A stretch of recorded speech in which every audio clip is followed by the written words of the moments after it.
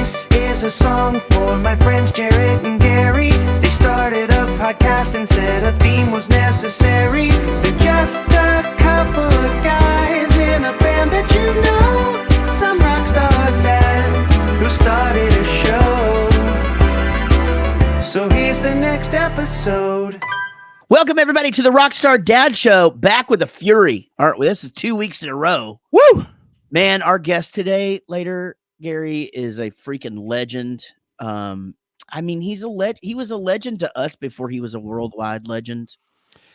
I was going to say, we've been fans for a long time. It was such a cool thing, like back in the day whenever we were in Wichita Falls. I was still like, a kid, and his band, Tripping Daisy, was playing like the local venue in Wichita Falls. Yeah. And then a few weeks later, I'm watching MTV with my buddy, and it's like, oh, that band that was just in town's on MTV. Holy crap. Yeah, it must have been a whirlwind for those guys. It must have been. Tim DeLaughter is with us. You guys might know him from Tripping Daisy or the Polyphonic Spree, or the guy's entrepreneurial too. We didn't even get into that, by the way, when we talked to him, but little foreshadowing. We forgot to get into his entrepreneurial aspect of his life.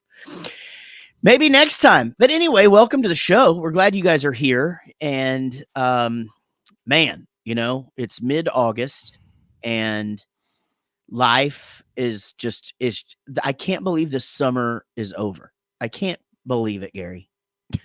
Yeah, it definitely 100% flew by. Like, I had so many plans as far as just like hanging out in my pool. And I've been in that thing probably 5 times this entire summer. That's sad. I was in there probably 3 of those 5 times. I know. That's what I'm saying. Like it's funny how that shit happens, like you just life, but the kids are starting back to school. How was your week 1 of school was last week, and how did that go? It went pretty good. Tyler is in football, and so football starts at 6:30 in the morning. So that's kind of eye-opening experience for him, going from like, hey, it's summer and I've been staying up till 2 in the morning and sleep until noon, and now he's like, oh shit, I got to get up and go to football. Yeah. And work out twice a day. So it's eye-opening for him, but he's having a good time. He's actually pretty happy with school being back in. I think he was getting a little bit bored. Mia was super excited for school to get back and went to meet the teacher and first day of school and all that, and she was loving it, going, and she had her outfits picked out and had her hair done and was so happy. And then the second day of school, she's like, I'm done. I'm over this. Yeah.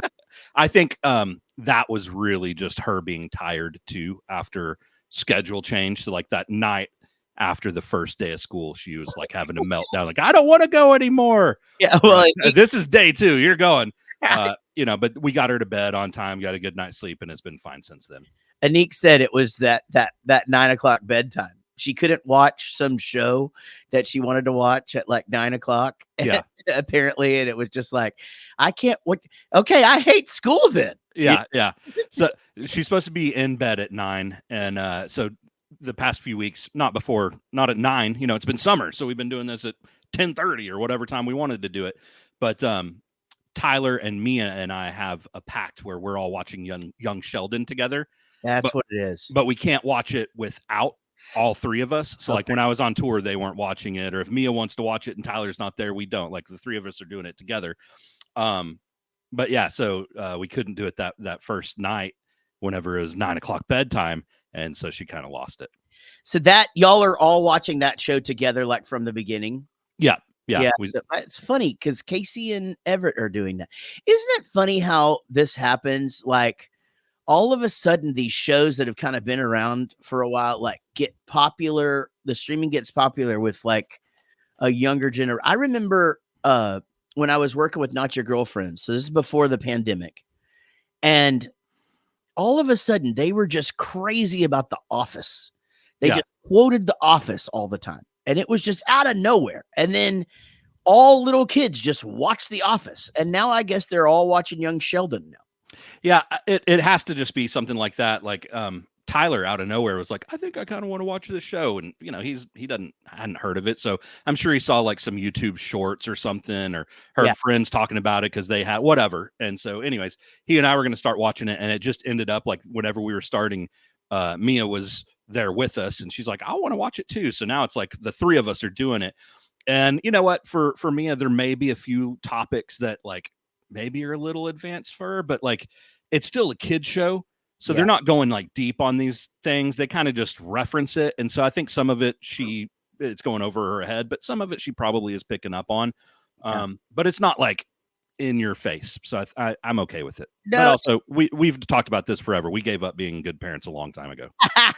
Man, so I've watched a few episodes of that show, and like the older brother just makes Casey laugh so much. And I'm just like, what? You just think this is so funny. And I guess the thing is that since they started watching it now, he's like a little kid and saying, you know, the shit that he says. But apparently, like by the end of the show, he's like married with his own family and stuff. Okay. So we're just starting season 3. So the older brother's still like, you know, a freshman in high school or something. Maybe not a freshman, but he's high school, you know? Yeah. And he's definitely been Tyler and my favorite character. Oh, he's so funny. I think that little sister is the funniest fucking thing. Like so dry and just, oh man.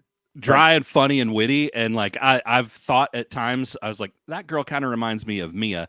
Mia's not as dry as she is. Yeah. But the other day in the car, Mia was like, yeah, that girl's my favorite character. I'm like, that makes sense. Yeah, that does make sense. And I have to ask questions all the time. Like, okay, so they're twins.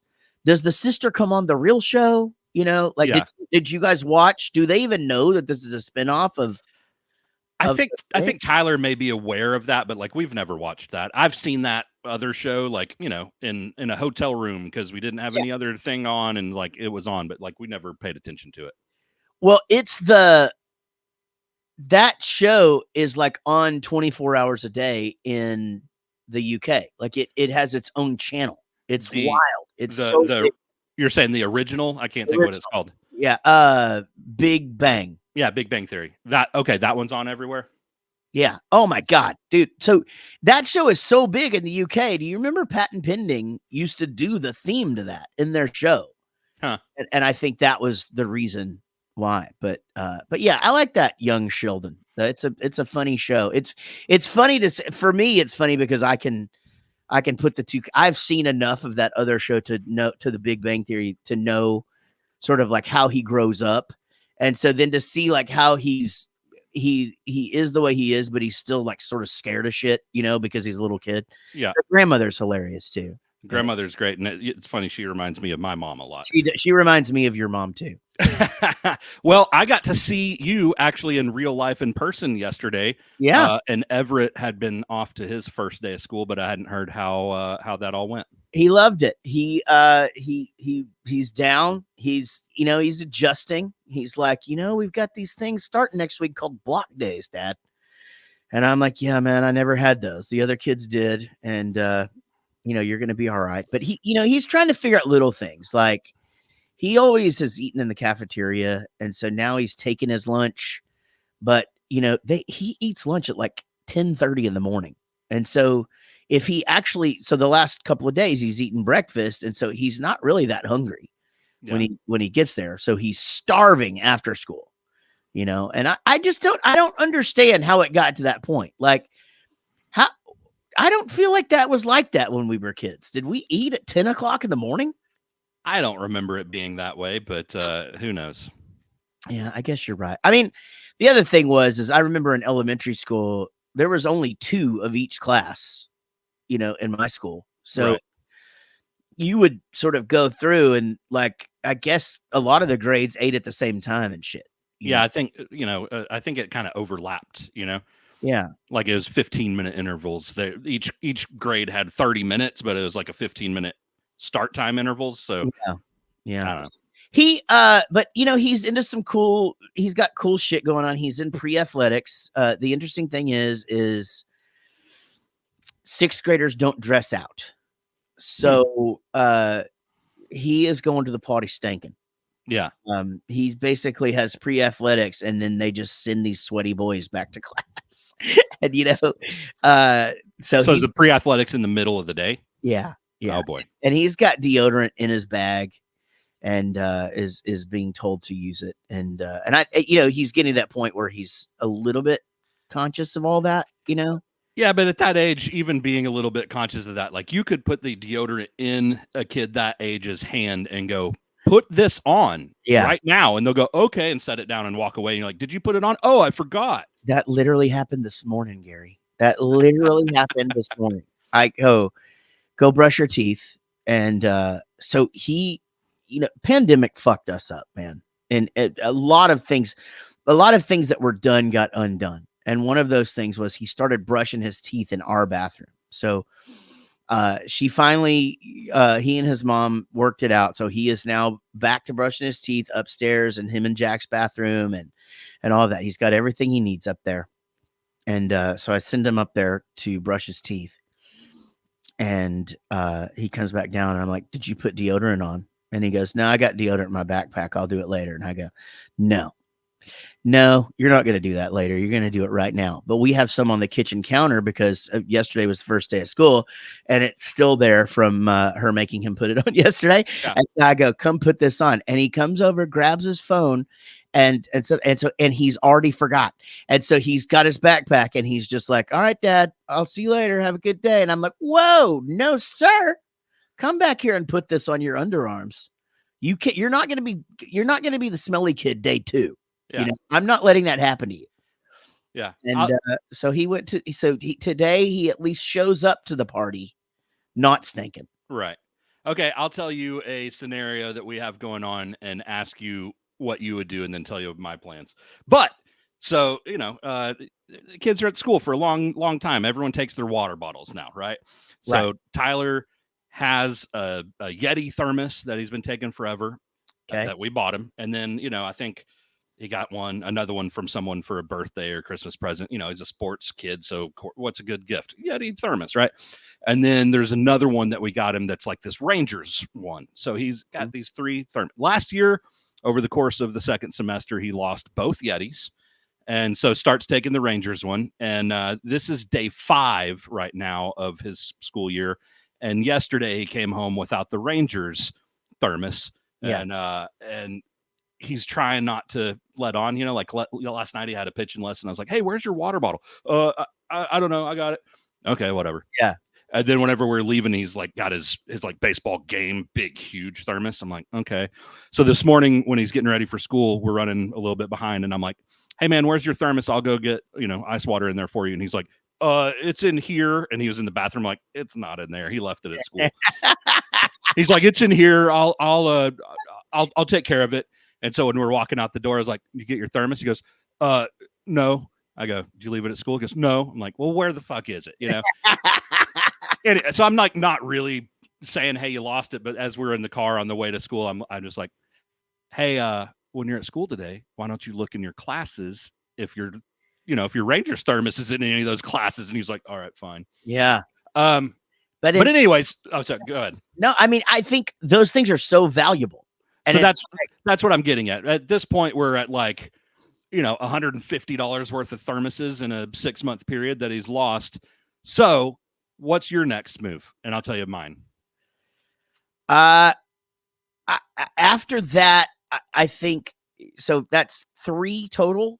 Yeah. I mean, 2 were in last semester, 1 in the first 5 days of school. Yeah. Yeah. I mean, I think for me, it's a restart. So I would definitely replace it and just be like, dude, after this, you can take a plastic water bottle, keep it in your backpack and refill it every day, like normal kids. Yeah, that's where I was going is like, I think I'm at the plastic water bottle part now. Like, hey, we're just going to, when I say, I'm like, a Dasani bottle. That's what I'm saying. Yeah. If there is an Ozarka bottle, but you finish this and then you keep this in your backpack and fill it up every day. Yeah. And that's it. Yeah. So honestly, I told Everett, he has a Prime bottle in his backpack. And I'm like, you could just use that or whatever. Cause his deal, but yeah. So is that what you did? Well, today I sent him with nothing because he told me that he was taking care of it. Right. So that would definitely be it's funny because that's what I told the moms yesterday at the brunch. They were talking about how, the the girls are like, they'll take these Stanleys and they lose the Stanleys. And I'm like, well, then the next move from that is, all right, well, then you can go to school with nothing and drink out of the water fountain. They're there, Right. and they don't like doing that. But obviously, it's a different world, and we as parents need to have our kids have a receptacle for the water. And that's part of our job. So yeah, I mean, I think so I told Everett, I'm like, just keep that empty Prime bottle in your backpack and then fill it up, because he had this Gatorade one that he was super stoked about. And then today I go, hey, are you going to take your Gatorade bottle? No, I don't like the way the school water tastes. And I go, okay, but I can fill it up here. And he goes, yeah, but then it spills every time I put it down. And I'm like, all right, so obviously this is not the right water bottle for you to be taking to school. Yeah. And secondly, and he's definitely not going to be good with a Stanley. That's not going to happen. Like, it's going to need to be something that has a lid on it. And, yeah. But right now he's just doing that. But yeah, that's precisely the way that if he doesn't come home with that Rangers cup, it's Ozarka bottle, right? I mean, yeah, he's going to be bummed about going to school with just a normal, Ozarka water bottle. Because the great thing about the Stanley Yeti, whatever it is, the great thing about those is, like, he fills it with ice and he'll refill it at the school, but it's got ice in it all day and he wants the shit cold. I get that. I do too. Same. But I mean, tough, that's his problem. And that'll make him realize, oh shit, what was really nice whenever I had those things that I lost. Yeah, it's funny. I don't think by any means that we have spoiled children, but they definitely have access to a lot of things. And I think it's very easy for them to underappreciate certain things that are just provided for them. And listen, I am the first one to admit that I would probably venture on the side of spoiling my children rather than not, because I want them to have shit, and I understand the pros and cons of all of that. But you certainly want them to appreciate things.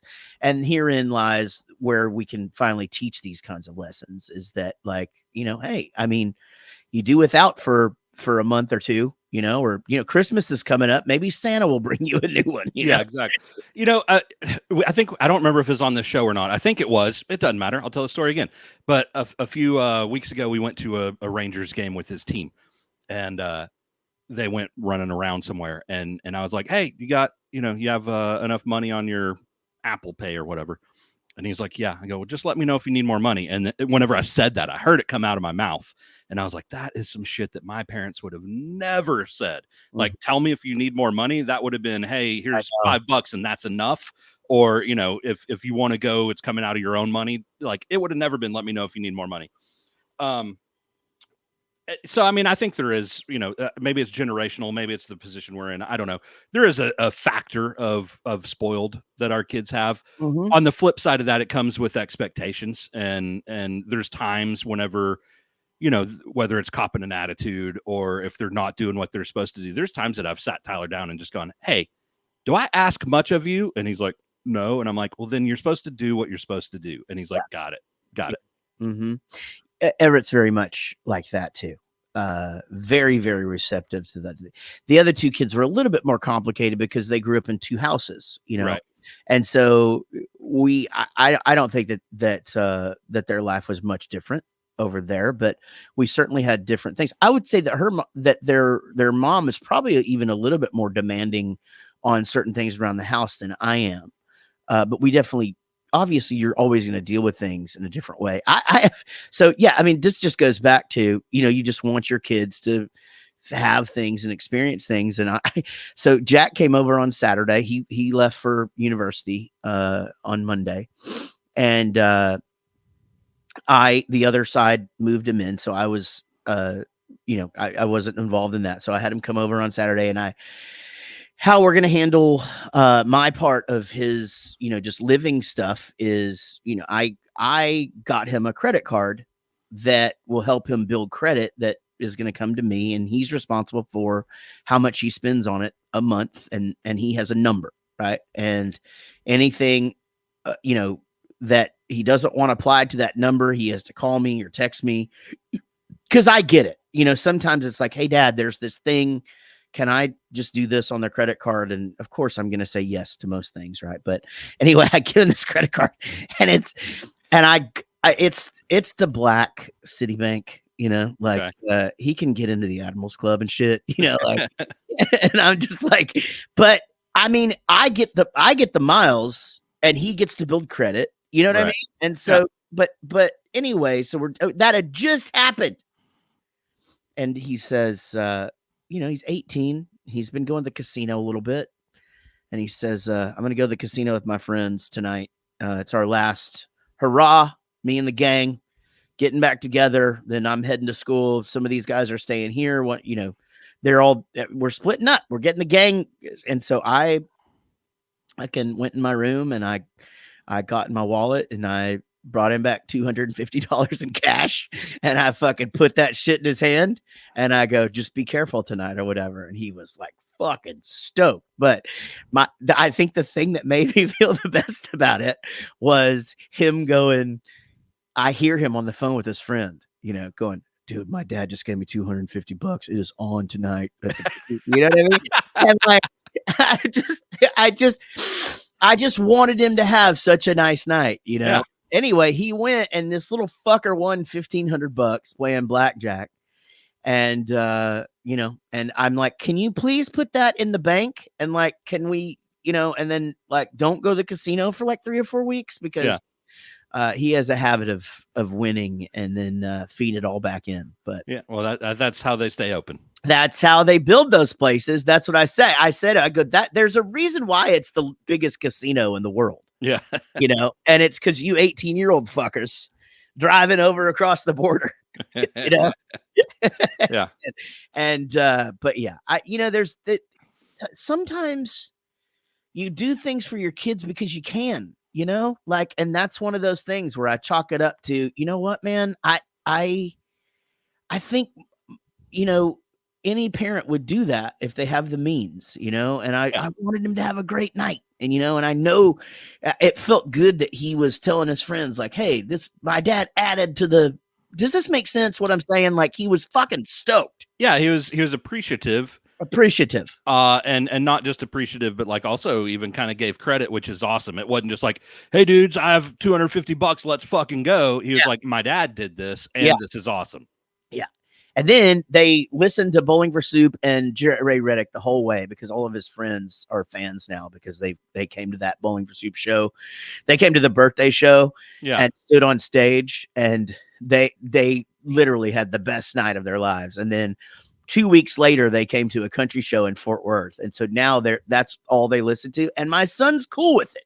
So I'm like, I am winning. Yeah, that's wild right there. At parenting, you know, it makes me feel so good that, you know, he just was like, Dad, okay, we're listening to this. Hey, it's almost like little Tyler, you know, asking me questions about lyrics and shit, you know. You've turned the corner, right? Like, hey, you're cool when they're little, and then they're teenagers and you're not. And like, you've turned the corner to where like his friends think you're cool. So he's going to ride that wave. Oh yeah, dude. They all came to the country show, and they all got Jaret Reddick hats. Awesome. Oh yeah. They just run around. They look like a little fucking Jaret Reddick baseball team now. Fucking great. Little fuckers. Man, we got to take a break. Hey guys, you know what? Our time slot is changing. We'll talk about that when we get back. And but right now you're listening to the Rockstar Dad Show, and it would really help us out if you listen to these words. We'll be right back. Welcome back to the Rockstar Dad Show, and our time slot changed. We're not on Mondays anymore on IW Radio. We are on Tuesdays at 9 p.m. Eastern time, and then the podcast comes out. So you get one shot. You know, I think getting off Mondays is good because like I feel like everyone had a case of the Mondays. Yeah, you're probably right. And then they do play our show again on Fridays at 9 p.m. Eastern. That's right. I think that's right. But hopefully you've already heard it by then, and you're just listening to Adobe Radio, and then you're reminded of how great the episode was. Don't forget, you know, if you guys leave a review wherever you listen to podcasts, it's super helpful for the show. It helps more people discover what we're doing. And we are back. And I know we say that all the time, but seriously, we're fucking back. We're repeat offenders on the coming back. Yeah. I mean, we did try this last time. I don't know if we talked about this, but we did a full episode. There was just no sound. Yeah. And I feel like people would want to hear it, you know? We'll just have to go back and redo it verbatim, exactly what we said. Yeah, I thought about that, and it was an episode with Rob, and like each of us had our own little tangents. I don't even remember what we talked about. I mean, we never have an agenda. Usually, we just get on there and start going. But we should have Rob back on and actually do an episode with him. But it's not going to be exactly what it was because that's impossible. That's true. Coming up later in the program, Tim DeLaughter, who is from the band Tripping Daisy. And man, this dude is so cool. He does so many cool things. But Tripping Daisy, and Polyphonic Spree. I'm sorry. I should have said that. Because that band has a new album and they're going on tour. So that's coming up later in the program. And a new planetarium experience thing. Oh, that's right, man. I mean, they're doing some crazy cool stuff. They really are. Have you ever been to a planetarium? Yes, but it's been years and years. Like basically when you were a kid and it was a field trip? I think whenever I was in college, it was probably the last time I took an astronomy class, and so we had to do that. Oh yeah, I didn't take astronomy, but we did have to do one thing at the planetarium. I forgot about that. It's kind of cool that Wichita Falls had that, right? I mean, I guess not every city has a planetarium. I don't know if I guess you're right. Every city doesn't. I bet a lot of them do. But yeah, that was definitely a cool thing to do whenever you're a kid, for sure. I can't hear the word planetarium without getting the song Sanitarium from Metallica in my head. I can't get the word planetarium in my head without hearing South Park doing that planetarium. I don't know that bit. Yeah. It's one of the early episodes. South Park's still funny though, right? I mean, people still like that show. I think. I mean, it's one of those shows like I used to watch all the time whenever I was in college, and now I just see episodes every now and then. But every time I see it, it's freaking funny. Yeah, those guys know what they're doing. They're really, really smart. They're those dudes. It's kind of like the Phineas and Ferb guys. Also, very, very smart. Yeah, they're just guys like that. It's cool that you can take thoughts in your head and get them down on paper and then turn them into something for people to watch. That's fucking cool for me. Well, it's like we were talking the other day. I don't remember who we were talking with, but like everything's easy until you do it is one of the topics we kind of got on, like talking about opening businesses or being in a band or whatever, right? Everything's easy till you do it. Like those dudes that are crazy, super, super successful or smart. Yeah, it's kind of hard to be super, super successful if you're a dummy. Yeah, true. Yeah, unless you're like, well, see, I don't want to say that, but like, there's probably certain jobs that you can do. There's a few that slide by, but like, I don't think they have the, 25, 30-year career like South Park. Yeah, that's true. Yeah. What are jobs you can do if you're dumb? Because, if you think about it, it's like seriously, and I don't mean to, but, like dumb kids or kids that you thought were dumb sort of ended up being like the trade school kids and shit like that. But that shit's hard. Like, you've got to be smart to do that stuff. Yeah. I don't know. I think that those times have changed too. I don't think the dumb kids are, well, I mean, I don't know. There's plenty of trade school kids that are very, very bright these days. Yeah, that's what I'm saying. Like it's because it's fucking hard. Like, and especially like if you think of like auto mechanics, there's so much computer shit now. Like you can't be a dum-dum.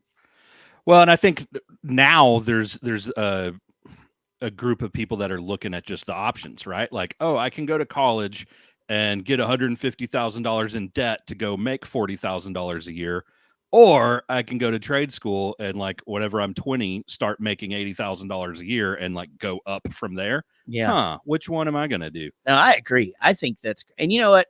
Maybe again, maybe we just thought the kids were dumb, or maybe they sort of pretended off to be the dumb kids because they didn't like school. it's probably a combination of a lot of that, you know? Yeah, it's always more complicated than it seems. Yeah. I'm not calling all you trade school kids from back in the day dumb. I'm just, you know, I just got better grades than you guys did, you know? And that's probably because I didn't mind school. You guys probably fucking hated it. And the joke's on me. You guys only had to go like a half a day, you know? And then I'm living in a fucking van at the age of 26. Yeah. And you fuckers already own property. So Right. who's the dummy? Me, baby. That's who's the fucking idiot here. Yeah. But my wife went to trade school. She's a hairstylist. And yeah, I mean, dude, she at 22 was a mom and paying her own rent, had a car and, you know, the full shit, you know? Right. I still lived at home at 22. I lived in a van with you at 22. That's right.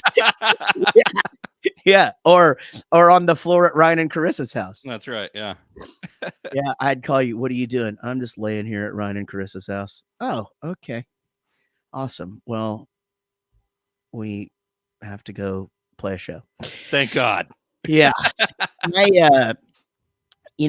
I'll tell you anyway. I feel like that's such a, they're saying that the trades are like dying out, but man, what you just said is like, it seems like more people would encourage their kids to do that shit, you know, like fucking, if I were to pick one of those jobs, you know what I'd do? Weld. Yeah. Just think that, because you make like fucking great money and it's cool what you're doing. It's fucking, you know, it's kind of neat. Welding, electricians, plumbing, and like mechanics, that like they're gonna be really good jobs to have, I think. Electricians fucking kill it. Right. And you know what? Those jobs are never going away. That's the thing, right? Like electricians and plumbers, you can't be replaced by AI.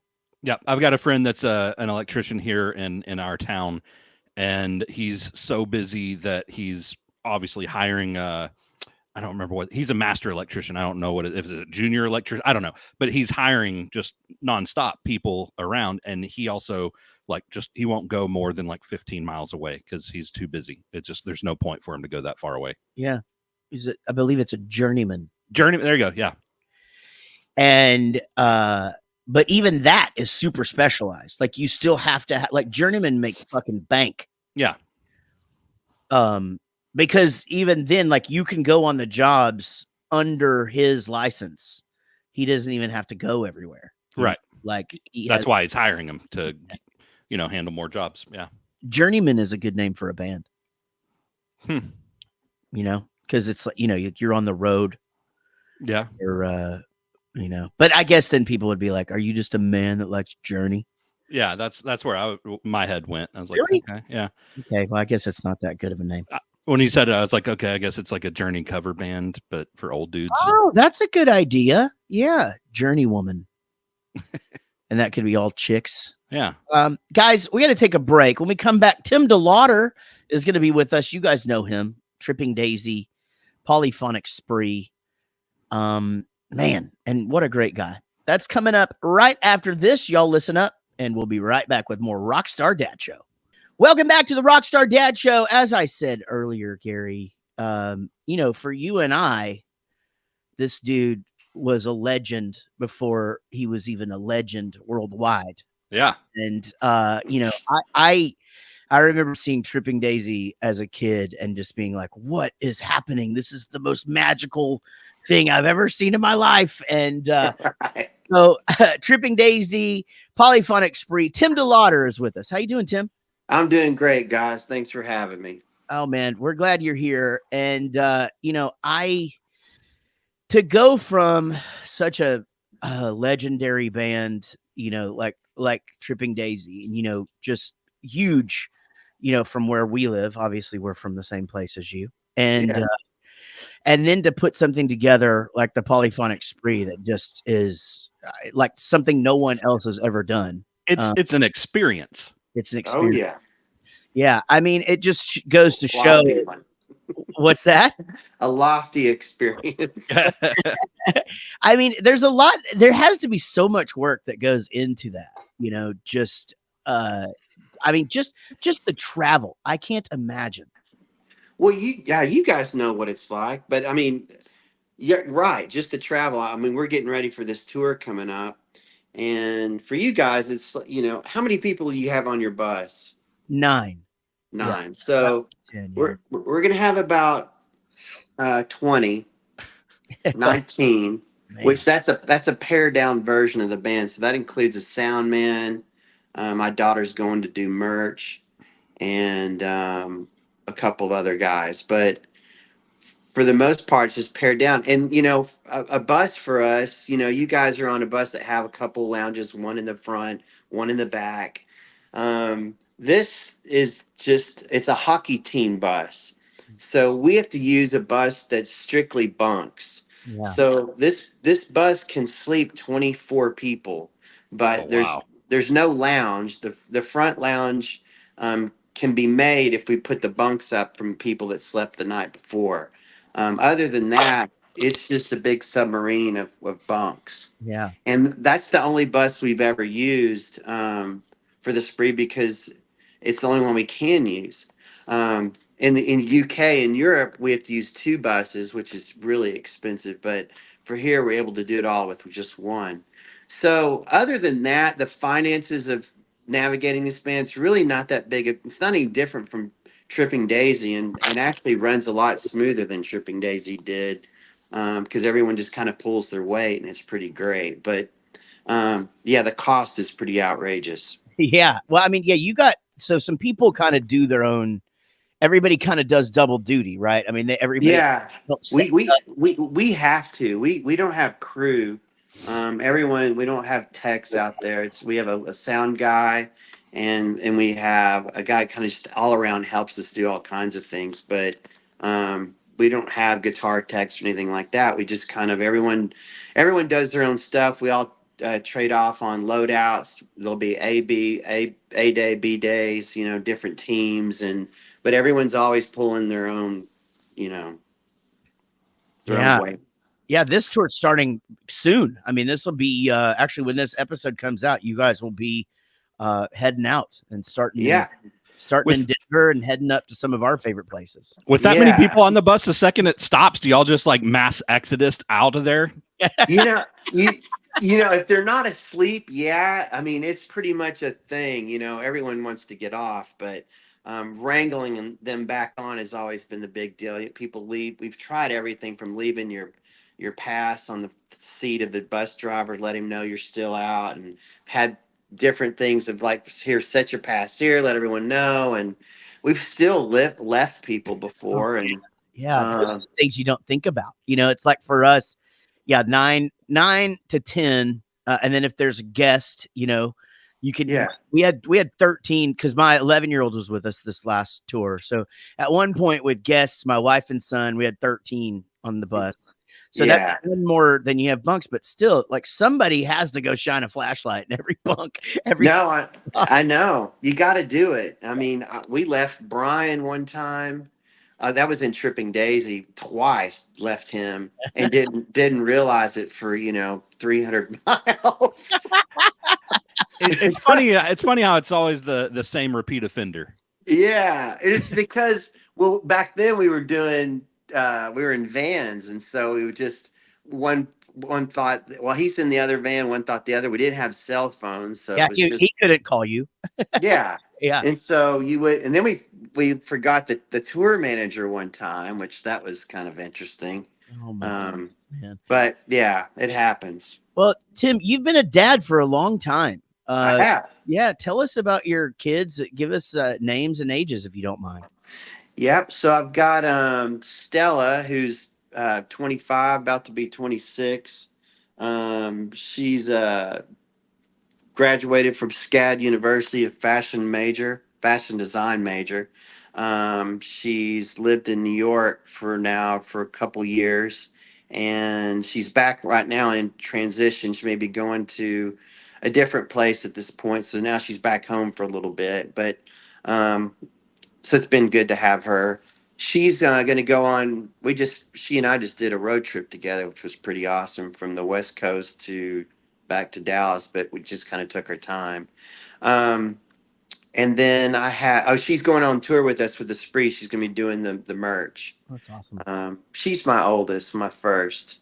And Stella's a Planet for any Tripping Daisy fans out there. That was about her.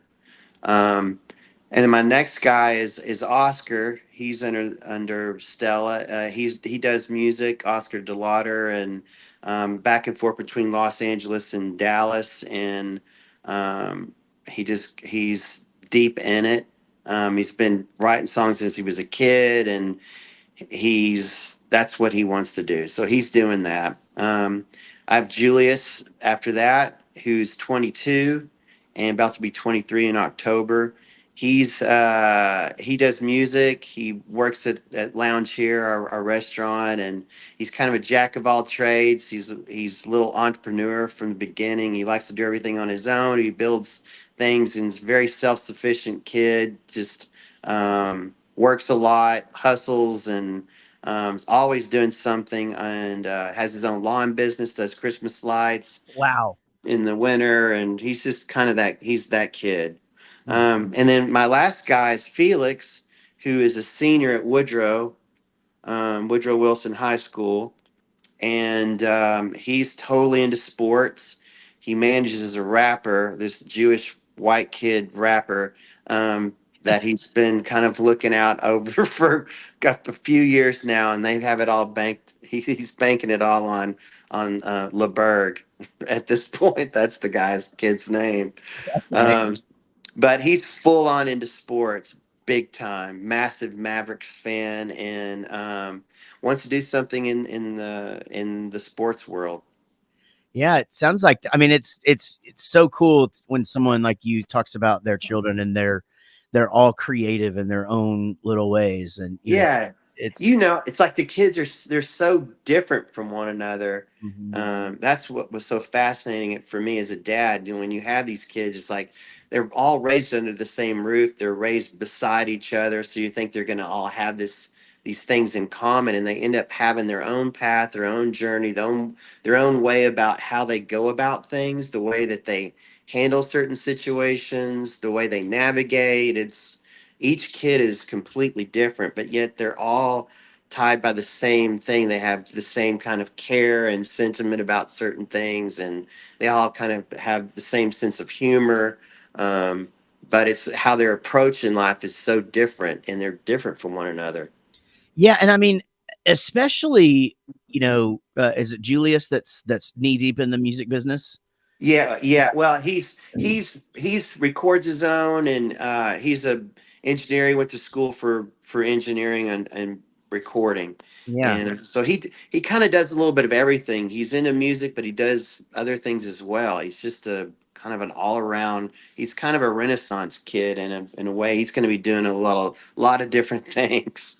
I mean, you're sort of one of those guys where you've stayed in the business, you've kept your finger on the pulse the whole time, so you sort of have an idea of how all of this works. But you're at the same time, we came up at a time where things were completely different, and so it's got to be interesting from your perspective as a father, a mentor, or whatever. So you're watching a child navigate that whichever part of the music business it is, because everything is completely different than it's ever been.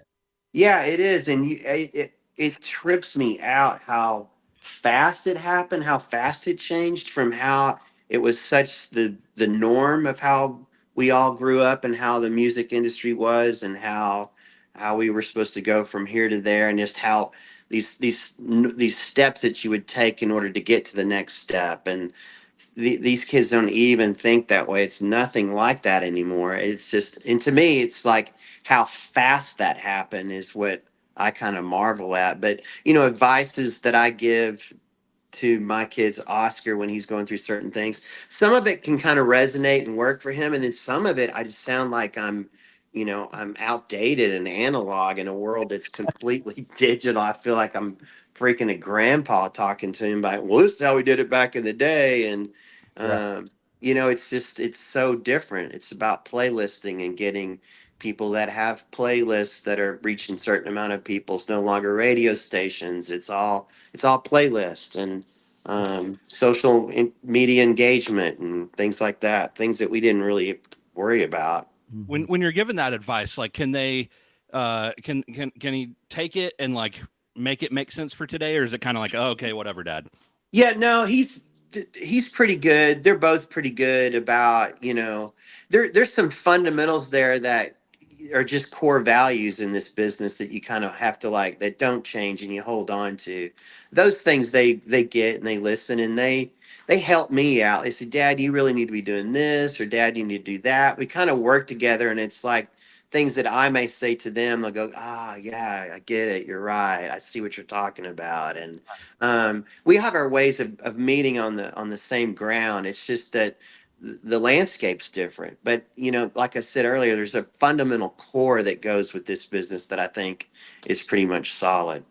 Yeah, there is something though to what you just said that didn't think about, was that I'll bet you they're as much help to you sometimes as you are to them, because quite frankly, a 22-year-old like that even isn't even in this business can teach you shit about social media and about what kids think about and how they think about it and all. And it's such a, we're not, I wouldn't ever say that we're out of touch, because we're not, but No, we're not in the trenches, right, and so my kids have to tell me like, oh yeah, Dad, we don't text each other, like it's you either Snapchat or you WhatsApp or whatever, but like right.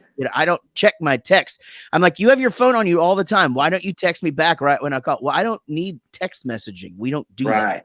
I know. It's crazy, man. I know.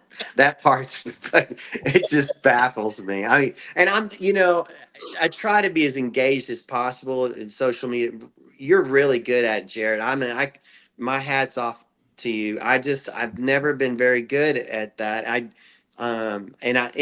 It's hurt us in a lot of ways. Polyphonic Spree came up in 2000, right in the middle of that all kind of coming together, and no one in the band really embraced it. We kind of just kept doing what we always did, and the world kept going by, and social media kept growing, but yet we weren't engaging in it. And so we just kind of fell into this place of not really recognizing, and it wasn't like something that was purposefully done. It was just like the interest wasn't there, so no one picked up the wheel and went with it, and it's like, so now you're trying to play catch up and get up back into it, or get into it, and try to stay somewhat relevant and engaged. And it's just difficult for me, at my age. I'm just like, man, it's not my thing. I'm trying to do the best I could do, but I don't have energy for that, But I watch what you guys are doing, and I'm just like, man, you're great at it. I wish I had that enthusiasm and for that, because I sure could use it. It's a full-time friggin' job, I will tell you that right No, now. I know, and I can tell it is, and I can appreciate that, and it shows. You guys, your shows are freaking packed, and it's the engagement value. And my kids try to get me to do the same thing, and I'm just not good at it.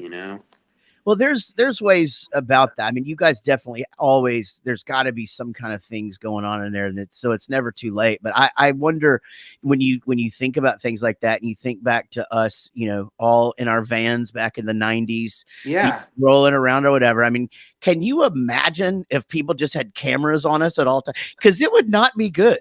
No, it wouldn't. It was crazy times, It was crazy. Yeah. Yeah. And that I'm glad you brought that up, because I looked at that. I looked at touring as my engagement with like social media. We toured nonstop. You guys Like were busy. we'd be out 3 or 4 months at a time, just grinding it out in a van, playing 7 nights a week and just constant. And for me, it was like play as much as just keep going, keep going, and keep going. And I look back at the energy that was put into that, and it was like, oh my God, it worked. Our shows were packed. We were building a great following. So that was kind of my way of, engaging social media back in the day, was just pounding the pavement. And that's different. You get where we're at now, and I've got the Polyphonic Spree. I can't pound the pavement with that band like I did Oh, with right. Stripping Daisy, you know. But yeah, But and that's what the it's crazy to me because when you talk to young bands, that's what they want. They want to get in a van and go out there and tour, but it doesn't make sense anymore. There's no no, people aren't going down to the Curtain Club and paying $5 to see bands that they don't even know just for discovery. It doesn't happen.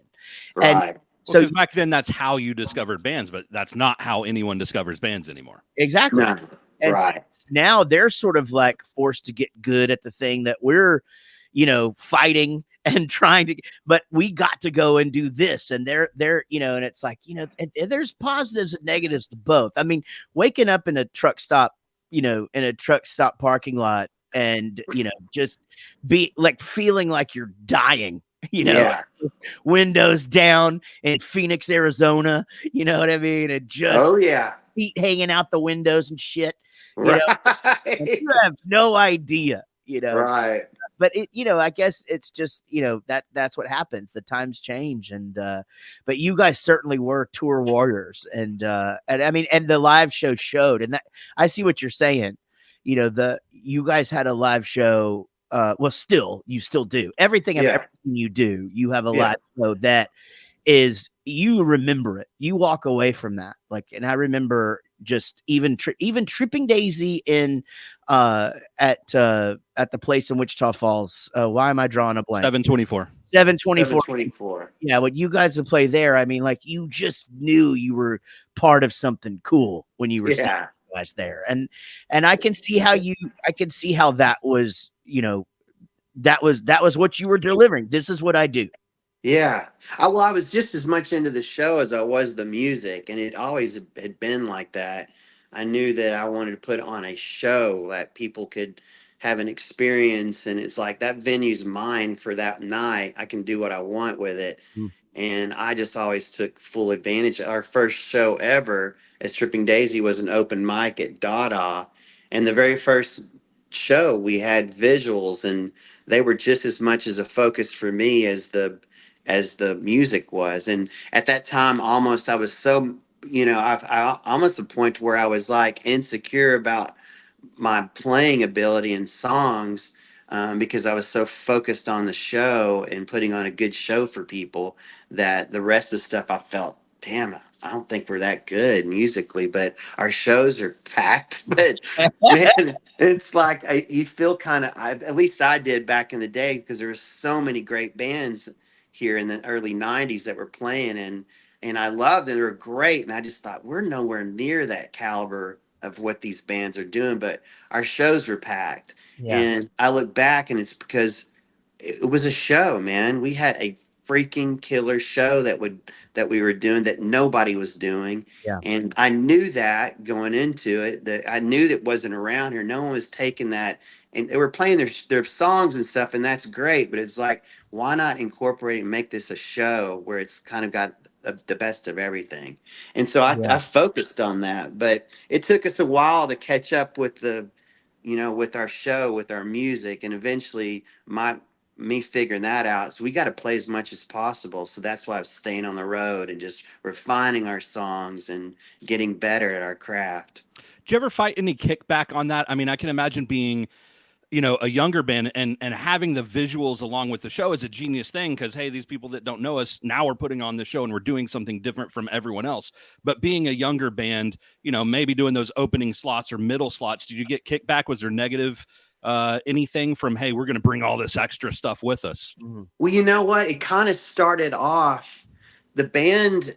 I don't know if you guys remember, but early on, Tripping Daisy kind of happened pretty quick. When we came on the scene, it kind of took off. Like, we did that open mic, and we had, there's 100 people that showed up to that thing, and they freaked out. And then some guys at Trees had heard about it, and our very next show, they gave us a Thursday night at Trees. This is from open mic to a Thursday night at Trees. And it was like, it kind of happened quick. Like, we were going to be a headlining band before we knew it. So we didn't really have we didn't have that trouble of opening up for people. We kind of just assumed that spot because we were pulling people. Yeah. And so we were able to continue to do what we did. And there were times, I'm not saying we never opened up for people, we did, but And then of course we'd have to scale it down or do what we have to do to be able to make it work for the headlining band. But I have to say, man, it kind of happened quick, so much so that we pretty much owned our headlining spot and we could do whatever we wanted. Nice. Man, that's a beautiful place to be, you know. It is, and it isn't. And it goes back to what I was telling you earlier. It's like I didn't feel that we deserved what we had going on, but I couldn't help that what we were doing was pulling in people. I couldn't help that. I mean, I knew we had a good show. I knew it was fun for everybody there, but the music side, I knew there were bands out there just blowing our ass away that we just weren't there yet, you know? And that part, it did a number on me mentally, like dealing with that, because it's like I'm seeing this packed house. I know we're not that good yet. I know we're going to be, but we're not yet. And it's weird. It's like our fans kind of grew up with this kind of getting, and they always do. They grow up with you getting better, but that was really trial by fire for Tripping Daisy at the beginning, because we got so big so quick. It's such an interesting thing to hear you say this because you have such a confidence about you, on stage. I mean, you are a force when the lights go down and you assume that position, and it's just always been like that, and it's just so interesting to even think that, like, throughout that day until that point, where like you said, that building is yours, for you to even second guess how good you guys were. Yeah, It's when you're in it and you've got such high standards for yourself, and then you're just trying to reach this benchmark of everything around you, I feel that way. And it's like, it was never a lack of me and like having a confidence of having the room and putting on the show. It was more or less our songs Mhm. and just our execution and things like that were, I felt a little bit insecure about. But as far as like being in the moment, giving all that I've got, 1,000%, that was never an issue. I never had any problems doing that. I just did. I dealt with what I had to work with, Yeah, but I knew what I had to work with could be a lot better.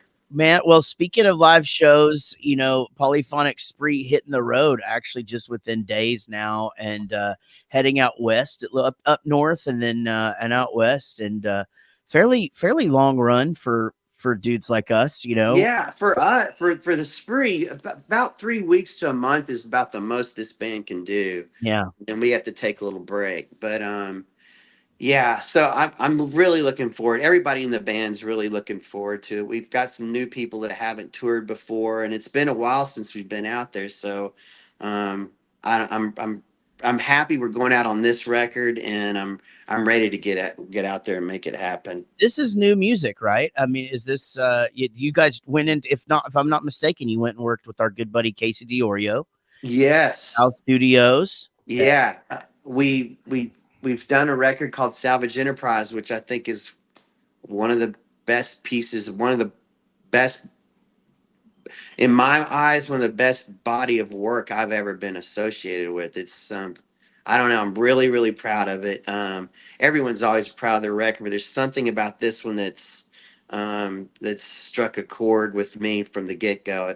It's definitely one of the hardest records I've ever made, but it's a very personal record, and I'm really excited about it. I don't know if you guys heard, I was doing those listening experiences where I was traveling around in a Sprinter with a sound system, a couple of generators, and I was just traveling around doing these pop-up listening experiences because I wanted people to hear this record from start to finish. Yeah. And I did that for like a month and a half, and that was an awesome experience. And um, so I don't know if you also heard, we're doing a planetarium experience that we're releasing in September. We've been working on that for a year and a half now, where basically we've taken what we were doing with the listening experience and brought it into a planetarium for an immersive experience. We've gotten different animators from all over the world who have all contributed to each one. Some Academy Award, Emmy Award winning animators that are like working on this. And the first one's on September 13th that we're doing in Denton at the planetarium out there at UNT.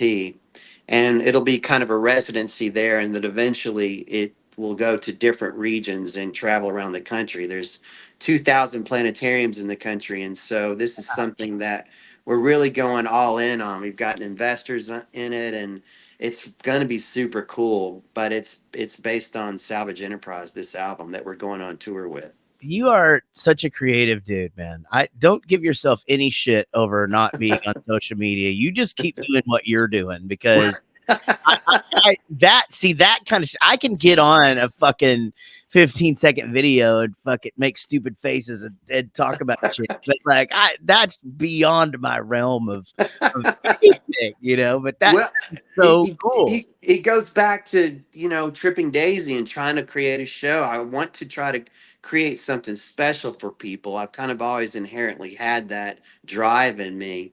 And I think these doing these little things along the way, even if it's by myself out there doing it, it's me kind of giving people an experience, something that's like gonna, you know, give people a break in everyday life, and to be able to try and to go someplace, give them a little bit of a break and have it in some sort of journey. I'm into that. And so I do those things. I put a lot of energy into things like that. And I always have. I have energy for it. I've got a vision for it. And the planetarium is something we've wanted to do from back in Tripping Daisy days, and we just never could make it happen. And my buddy Scott Berman, who did all the visuals with Tripping Daisy, is the one that's actually producing this film and making this film happen. So our friendship goes back to 7th grade. We've kind of always worked together. And he was an art school major, and he was in art, and he did that and came out with Tripping Daisy, and we kind of bonded over this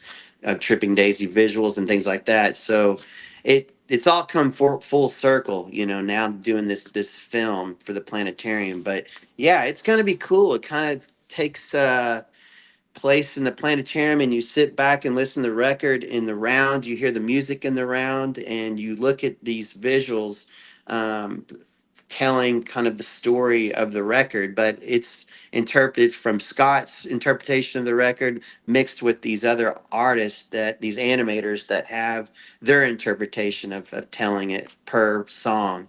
So it's got 2D hand-drawn animation mixed with 3D, 4D, and mixed with live action. So we're doing things that in this planetarium has never been done before visually. So we're really excited about it.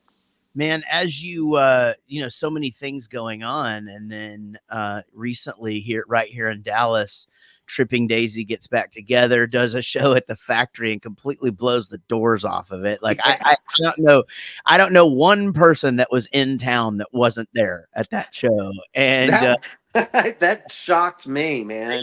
I mean, that's a really big place. Yeah. To have people not even be able to get in, like, that is wild. And I mean, that had to have made you feel good about that legacy of that band that you put so much work into, you know. It did, man. It freaked me out. I mean, you know, we could tell tickets were selling, but we had no idea what final result was going to be. But, you know, Jared, it felt like people were, you know, there were old school people there from deep down. This was back in the day. It was almost like a big reunion for people that used to go shows in the 90s. And there was such a great spirit and vibe in that room. I think that Tripping Daisy, you know, represented a lot of things that were going on back then, and a lot of friendships and relationships were made at that time at shows. And I think that, you know, just the spirit of going to shows, people wanted to relive that again. And I don't know, there were so many old school people there and it was just odd. It was just kind of a magical night. I mean, we were not around, which sucks, because I wish we would have been there. But you're right. It was like this family reunion on my Facebook. I think homecoming is a better word than family reunion. Yeah, exactly. I mean, it was just everybody from back in the day, you know. And I mean, people came in from, you know, there's some people that have moved away and came there, and just such a cool thing, you know. As we wind down here, talking to Tim DeLaughter from from Tripping Daisy, from Polyphonic Spree, and now from your experience at the freaking planetarium. That is wild. But I've got it. I've got to take my kid to go see that. So Yeah, it's called Atmosphere, and you should start seeing some ads around on social media. It's called Atmosphere. It's a polyphonic spree immersive experience. So it's pretty cool, man. I can't wait for people to see it. as you can tell, we're very big fans of your music, and so we didn't talk a lot about kids today. But I will say, We'll get back together. we'll get back That's together again. But Felix and Oscar, you know, that I mean, that's an obvious throw is that on purpose? So, no, it's not. And I know it sounds. I know it sounds like it obviously was. So, Oscar was the name that I knew I wanted. If I had a boy, I wanted him to be called Oscar. Yeah. And then Wes, when Wes was around, guitarist from Tripping Daisy, he said if he ever had a son, he'd name him Felix. Mhm. And obviously Wes didn't make it, and so my second born, or actually my third born, was Felix. It's like I gotta have represent Wes and what he would have wanted, so I named my son Felix after Wes. Yeah. Well, I'm glad I asked because that's such. But a, the odd couple, and they're completely odd couple for sure. it sounded like it when you were talking about them, because Felix is the one that's into sports and stuff, right? Yeah, exactly. So And so is Oscar. It's just the subtle differences that your kids have. They're different from one another. They're not the same. They're different. It was interesting hearing you talk about 4 different kids being so different, because I've got 2. And they're Yeah. polar opposites. And I've Yeah. always thought of that being like a linear thing. They're just completely opposite. But like hearing how different yours are, it's more of like a scatter painting. It's just they're different, but it's different places of being different. You just have no idea, man. And then when they get older, there's a whole new aspect that comes with them that I'm really enjoying. It's when your kids get older and they're adults and you're able to hang. And like I just finished doing that road trip with my daughter Stella, and it was so great just being with her as an adult and Yes. having that experience and downtime and just I don't. It was awesome. It's such a different. I'm looking forward to this next step. It's Yeah. pretty great. Man, I'm so glad you said that. I tell a story. I was sitting last Christmas. I was sitting on the window seat in our room that has the pool table, and all of our friends we were playing this game that we play at our Christmas parties. And my daughter, who is 21, looked over at me and she goes, "Dad, do you miss me being little?" And I said, "There's little things that I think about, that where I'm like, oh man, that was cute. I missed that a little bit, but I love being able to sit here with you and talk about this, and you can have a White Claw and I'll have a beer, and we can Right. talk about adult shit, and I love hanging out with her, Yeah. it's just so I'm jealous of your cross country trip, and I wanted to talk about that a little bit more today. But I'm so glad you got that experience, and that is something that I am motivated to try and do before my little girl gets married and starts having kids and shit. Like, Yeah. what a really cool thing for you guys to have done. It was awesome. I highly recommend it. If you have an opportunity to get out, just get in the car and drive and go to the West Coast, Grand Canyon, do all that kind of stuff. It's just there's so much great stuff out there to do that Yeah. both of you guys will thoroughly enjoy. Plus, you get the quality time of being with each other. Yeah, and isn't it funny how our bands have seen the world, and there's things that we've seen and there's things that we've done or whatever, but it's still just like little things that you sort of skip over and don't think about, and then when you go and you do something like that, like go see the Grand Canyon with your family, Yeah, it's still it hits in a really good spot. it does, definitely.